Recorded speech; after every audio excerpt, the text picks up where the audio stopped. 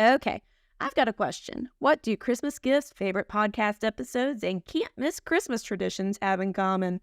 Well, believe it or not, they are all key plot points in, well, our lives. And we've got a lot to talk about, Jennifer. We do, Josh, and we'll unwrap it all on this episode of Do You Watch What I Watch? If you like holiday movies from the classics to newbies, let's sit down and watch, then have a talk with Jennifer and Josh. Sit down and watch, then have a talk with Jennifer and Josh. Merry Christmas in July. Now, right off the bat, you should know that this will not be a normal episode of Do You Watch What I Watch, and here's why. The two new Hallmark movies we're reviewing this month, A Royal Christmas Crush and the Christmas Reboot, well, they didn't really line up with our release schedule. That's right, but we love our fans and listeners and wanted to give you a special gift to celebrate the season, a brand new episode this week. We thought we'd give you an all gold, all gifts episode all about us. First, do us a big favor, give us a gift. Help us grow our podcast by liking, subscribing, and writing us a brief review. It really does help us out. You can find the links to everything you need to connect with us at doyouwatchwhatiwatch.com.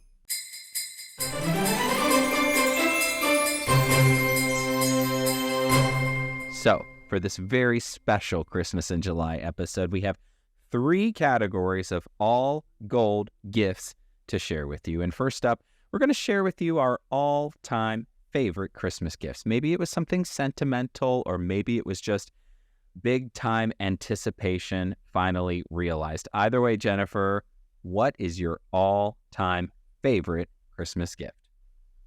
Well, Josh, I'm glad you asked. It's the birth of our Lord and Savior, Jesus Christ, who was sent down from heaven and was born in a manger. Okay. And that is all the gift I need. We get it. Okay, thank you. I'm asking for extra jewels on my crown in heaven. Check. But for realsies, I think I was like 7 or 8, and I really, really wanted the Fisher-Price Dream Dollhouse, excuse me. And it was white, 2-story, columns covered front porch, blue shutters, pink trim, opened up, and then the floors folded down. So for storage, you could fold it back up and stick it away. Came with accessories, the perfect little family. Really, really wanted it. Cut to Christmas Eve at my Mama Daff's house. She was my great-grandmother, and all the family on my mom's side would congregate there, including some of our listeners, cousins, aunts, uncles, the whole shebang. And everybody would just open presents at the same time. So it was sort of a free-for-all, and sort of no one was watching little Jennifer open her presents. And sort of maybe I had opened the smallest gift first, which was the accessories to the Dream Doll house. It was like the dog house and dogs. There's a video of me going, "It's me getting the Dream Doll house." And everyone's like, "Oh," because the surprise was ruined. Like the buildup was ruined. But I did, in fact, get the Dream Doll house, and I'll send you a picture so you can include it, because I need to climb up my parents' attic. I think it's still up there, and I spent a lot of time playing with the Dream Doll house. I love that. I actually decorated it for Christmas. I bought Christmas Village garland and little wreaths, and I would Scotch tape them to the front covered porch at the holidays because we were fancy. It wasn't Balsam Hill, but it was still fancy. Very on brand for you, though. Kind of. Thank you. What about you? Christmas from an early age. Mine probably dates back to the time I was 10 or 11, and I don't know if you remember watching Nickelodeon around this time, but there were all kinds of game shows that they had for kids. We're talking Double Dare. This is when we had Guts. This was just before we had Legends of the Hidden Temple, blah, blah, blah, blah, blah. There was one called Finders Keepers. Now, this show was on for like 3 or 4 years. The premise of this show was that they had 2 teams, boy and a girl, and it was like a hidden picture thing. So they had to find a hidden picture on a picture, and if they did that well enough, then they got to go to the house. And the house was this gigantic set. It was 2-story, 4 rooms on the bottom, 4 rooms on the top. And they would have to go from room to room, and they would ransack the room trying to find a hidden object. And it was wild. It was a game show that I really wanted to be on. The consolation prize, if you were a loser, was the at-home version of Finders Keepers, which to my 10-year-old brain just sounded like the coolest thing. Like it was the thing that I had to have. So sure enough, of course, cut to Christmas morning, and we're opening presents, and I'm just so excited. I hope to find the Finders Keepers game underneath the tree. And I do. And you can imagine my disappointment when I discovered that the premise of the at-home game is not at all the premise of the show that you see on television. What I got were a set of cardboard boxes that looked like one of the rooms from the show, and you had to open the box and put your own little trinkets and garb and garbage inside the box and basically make the mess that someone would have to route through to find the hidden object. Oh, It was a bit of a letdown, but I still call it my all-time favorite Christmas gift because it was that anticipation, that thing that you realized on Christmas morning, and it was the magic of the moment, if you will. exactly. Yeah, I feel like the games based on TV shows never quite hit like you want them to. I remember I had the Who Wants to Be a Millionaire game, but you don't get money, and I just realized I was too young and didn't know how to answer any of these questions. Did it come with the I had dramatic lighting? No, it was just cards. It was just cards. And then, like, I had the Family Feud game on my Super Nintendo, and to type out your answers, you had click all the letters individually, and it took forever. And then you do all this, and I probably still couldn't spell properly, and it would go, good answer. Like, still X me out. It's just a little disappointing. So I get that, though. Well, I'm glad you got Finders Keepers anyways. Well, thank you. I always wanted the Grape Escape game. Do you remember that? No. It was sort of like Mousetrap, except you made grapes out of clay and you set up an obstacle course for them, and then they'd get smashed. Yes. And I thought it looked so cool, and I wanted it and never got it. Terry and Kieran, if you're listening. Not that it's an issue. Not that I'm still bitter about it. Never got Grape Escape. There's still a chance. Come on, Terry and Karen, get on it. Christmas time's a coming. That's right. All right. Well, now to our second category, and this one's all about the pod. We're sharing the favorite movies we've reviewed so far on Do You Watch What I Watch? You go first, Josh. Yeah, so I had to think about not just the favorite movie, but the resulting podcast episode, because I wanted to pick one that, if I would say it, might encourage people to go back if they've not listened to that episode and actually watch the movie and listen to the episode and enjoy it. So I picked Season 1, Episode 24, and this was Kirk Franklin's The Night Before Christmas. And Yes. I loved this movie. It was the music, it was the script, it was the premise, it was the characters, it was the bonkers moments, it was the shark hydrovac, it was the whole 9 yards. It made for a really fun episode. I think our review was pretty spot on, and we just laughed our way through that whole episode. So it was a fun movie to watch and a fun episode to record with you. So that's my pick for It's a good choice. favorite movie, favorite podcast episode. What's yours? Well, to second what you just said, I think that was my number one movie last year of 2022 in our Watchies Awards, because it was hilarious. It was bonkers, but it still had a lot of heart. It had like all the things we see All of Kirk the Franklin. Yes. It's wonderful. So I went a different route. I picked just the funniest podcast to record, but not my favorite movie. So I picked, I guess it's around that same time, mid-December, we were just firing on all cylinders because Season 1, Episode 23, Merry Textmas from Lifetime. How can we forget?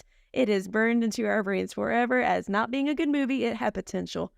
It just had potential, and I don't know if COVID protocols got in the way. Don't look at me like that. It did have potential. It was different scenes, different locations. Like, it could have been good, but the cast could have been good. The story was bad. Okay, it's surrounded an app that made no sense. There were multiple singing and dancing scenes that skewed over commercial breaks. It was a whole, what? The whole time. Yeah. I love a good movie that leaves you just wondering, huh? And that was very much that. And it resulted in a really, really funny podcast listen. So again, if you've not listened to either one of those, Season 1, Episode 23 and 24 back to back, who knew? Those are the ones that we are picking right now for our favorite podcast episodes. And of course, time will tell what the future holds for the podcast and the future favorite episodes. I mean, sky's the limit. We're just like fine wine. We're just going to get better with age. I feel that same way. I hope. As long as we remember to hit record. All right, now to our third category, and this one is all about celebrating the season. Of course, nothing says Christmas like 90-degree plus days in the middle of July here in Tennessee. Yes. So, Jennifer, what is your can't miss Christmas tradition? In other words, what's the one thing that has to be going on that you've got to be a part of for you to feel like you're finally in the mood?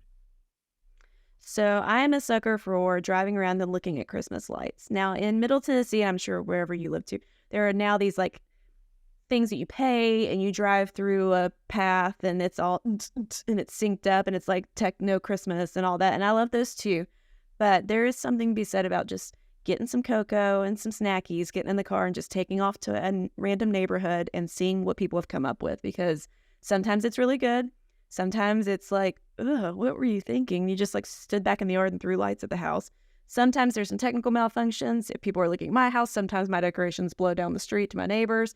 So it's just, it's fun. It's a way for people to express themselves and see what makes them happy about Christmas and the holidays. And I enjoy seeing it.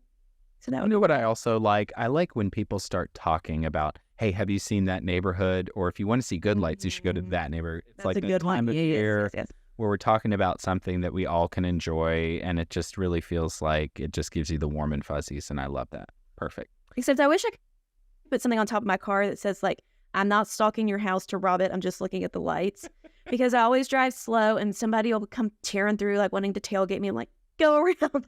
And then I'm on some neighborhood watch Facebook page like, look out for her car. She's casing the joint, when really I just want to look for some Christmas cheer. What you should do is put some of those automobile Christmas lights on your car so that it's quite obvious that you're joining them in the Yuletide spirit. Nothing to see here, just passing through. Here's some candy canes. Well, speaking of the warm and fuzzies, the must-have Christmas tradition for me would be my great-grandmother Muzz's family eggnog recipe, which is basically milk, booze, sugar, and eggs. In a very 4 major food groups. 4 major food groups, yes, indeed.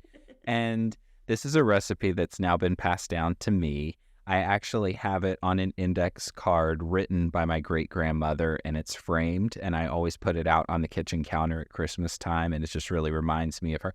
The thing I love about it, too, is it's got, like, splotches and stains on it from aggressive cooking. Our family's known for being aggressive cookers, right? And so it just reminds me, it's like a connection point to family tradition and that sort of stuff. Now, my grandmother, Mary, used to always say that when you make Muzz's eggnog, you can't just make it and then drink it. It needs to sort of marry. And most of us would say, oh, we just need to let it simmer, let the thing marry, let it come together, and let it sort of whatever. My grandmother, Mary, used to always say, we just need to let it rot before you drink it. Ew. I don't want to rebrand that. Ew, rot. Yeah. Have a rotten Christmas. Yeah, right? But Rotting around the Christmas tree. it just reminds me so much of her. Mary was a sweet soul, my grandmother. When asked, by the way, how she preferred to have her steak prepared, she used to say, I would like it waved through a warm kitchen. Wasn't big on the char marks. No. Just barely open it and She was one of a kind. She was waved in a warm kitchen. That's hilarious. Yeah, but I love that eggnog recipe, and if you want to see what that eggnog recipe looks like, we actually did some content on YouTube with that. You can just find it on our Do You Watch What I Watch channel, and you can learn the recipe and try it for yourself, because nothing says refreshing on a hot July day quite like a glass of eggnog. The rottier the better. Just take it to the pool. Yeah. Well, this has been a fun one, Jennifer. I hope people got to learn a little bit more about us. And that, friends, is another episode of Do You Watch What I Watch? Special thanks to Nick Schwartz for our theme song, and of course to you for listening. Hey, if you like our podcast, we sure do appreciate you. Be sure to review it, subscribe it, tell a friend.